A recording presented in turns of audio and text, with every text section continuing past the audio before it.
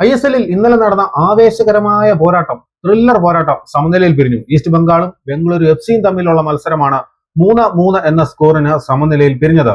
മത്സരത്തിന്റെ ഭൂരിപക്ഷം സമയവും 10 പേരുമായിട്ട് കളിച്ചാണ് ഈസ്റ്റ് ബംഗാൾ ബംഗളൂരുവിനെ സമനിലയിൽ പിടിച്ചത്. 12ാമത്തെ മിനിറ്റിൽ തന്നെ ബംഗളൂരുവാണ് ആദ്യം മുന്നിലെത്തുന്നത്. ആഷിഖ് കരുണിന്റെ ഒരു കിടിലൻ ഗോളിലൂടെയാണ് ബംഗളൂരു മുന്നിലെത്തുന്നത്. അതിന് മറുപടിയായിട്ട് 21ാമത്തെ മിനിറ്റിൽ ഈസ്റ്റ് ബംഗാളിന്റെ സമനില ഗോൾ വരുന്നു അൻവർ അലിയിലൂടെ. പിന്നീട് 24ാമത്തെ മിനിറ്റിലാണ് കളത്തിനുള്ളിലെ ഒരു ഉന്തിന്റെയും തള്ളിന്റെയും പേരിൽ മിഗുവൽ ഫെഗേര ഡയറക്റ്റ് റെഡ് കാർഡ് കിട്ടി പുറത്തു പോകുന്നത്. പിന്നീടുള്ള സമയം 10 പേരുമായിട്ടാണ് അവർ കളിക്കുന്നത്. 34ാമത്തെ മിനിറ്റിൽ സുരേഷ് വാങ്ചം ബംഗളൂരുവിനായിട്ട് വീണ്ടും ഒരു ഗോൾ നേടുന്നു. 2-1 എന്ന സ്കോറിന് ബംഗളൂരു മുന്നിലെത്തുന്നു. അതേ സ്കോറിന് ഇടവേളയ്ക്ക് വിരിയുകയാണ്.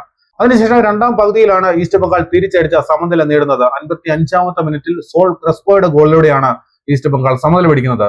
പിന്നീട് വീണ്ടും 71ാമത്തെ മിനിറ്റിൽ ബംഗളൂരു മുന്നിലെത്തുന്നത് റയാൻ വില്യംസിന്റെ ഒരു അവിശ്വസനീയമായ ആംഗിളിൽ നിന്നുമുള്ള ഒരു കിടിലൻ ഗോള്.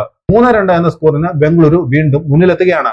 കളി അവസാനത്തോടടുക്കുമ്പോൾ ബംഗളൂരു വിജയത്തിലേക്ക് പോകും എന്ന് തോന്നിച്ച നിമിഷത്തിലാണ് ഇഞ്ചുറി ടൈമിൽ ഈസ്റ്റ് ബംഗാളിന്റെ സമനില വരുന്നത്. അതായത് 97ാമത്തെ മിനിറ്റിൽ സോജ്ബെർഗിന്റെ ഒരു ഗോളിലൂടെ ഈസ്റ്റ് ബംഗാൾ 3-3 എന്ന സ്കോറിന് സമനിലയിൽ പിരിയുന്നു. അങ്ങനെ ISL-ലെ തന്നെ ഏറ്റവും ആവേശകരമായ മത്സരത്തിൽ ഈസ്റ്റ് ബംഗാളും ബംഗളൂരു 3-3 എന്ന സ്കോറിന് സമനിലയിൽ പിരിഞ്ഞു. 33% ബോൾ പൊസിഷൻ ഈസ്റ്റ് ബംഗാളിന് ഉണ്ടായിരുന്നപ്പോൾ 67% ബംഗളൂരുവിനുണ്ടായിരുന്നത്. 12 ഷോട്ടുകൾ ഈസ്റ്റ് ബംഗാളും 13 ബംഗളൂരുവും അടിച്ചു.